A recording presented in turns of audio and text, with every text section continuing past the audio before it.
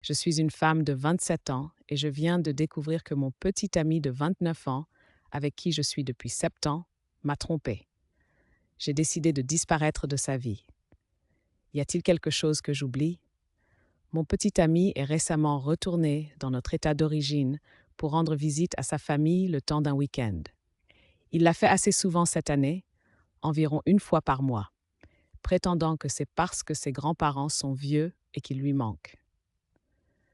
Je n'y ai pas beaucoup pensé jusqu'à ce matin quand un ami commun m'a envoyé une capture d'écran de la localisation de mon petit ami sur Snapchat. Il était chez ses parents, mais le bitmoji d'une fille était là aussi. Ce n'était ni sa sœur ni sa mère, et ses parents, qui curieusement ont aussi Snapchat, n'étaient pas à la maison non plus. Il n'avait pas mentionné qu'il serait avec quelqu'un d'autre aujourd'hui. J'ai essayé de l'appeler, mais il n'a pas répondu, et j'ai remarqué que sa localisation sur Snapchat était désactivée. L'ami commun m'a dit que mon petit ami avait dit à tout le monde chez lui que nous avions rompu il y a 4 mois. Il a dit que mon petit ami lui avait demandé de garder le silence à ce sujet parce qu'il cherchait le bon moment pour me le dire. D'après ses parents, il prévoit de revenir vivre chez eux une fois notre bail terminé. La raison pour laquelle notre ami commun m'a finalement parlé est qu'il a surpris mon petit ami et la fille en train de s'embrasser ce matin. J'ai envoyé un message à une vieille amie de ma ville natale et elle m'a immédiatement demandé pourquoi mon petit ami était sur Tinder. Nous avons discuté et elle m'a envoyé la preuve de ses photos et de sa bio sur Tinder.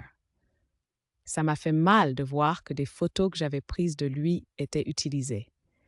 Il avait même couvert mon visage sur une photo que nous avions prise ensemble et l'avait légendé « Ça pourrait être toi ».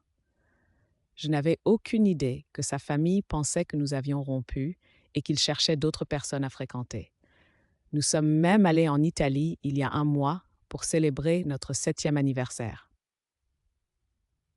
Je suis tellement confuse et je ne sais pas quoi faire. Tout dans notre appartement semble être un mensonge. Mon futur ex vient de m'envoyer un message disant qu'il est dans son vol de retour et qu'il arrivera dans environ 5 heures. Il peut trouver son propre chemin de l'aéroport à l'appartement. Je suis choquée et engourdie, mais ma meilleure amie est ici pour m'aider à emballer tous mes vêtements.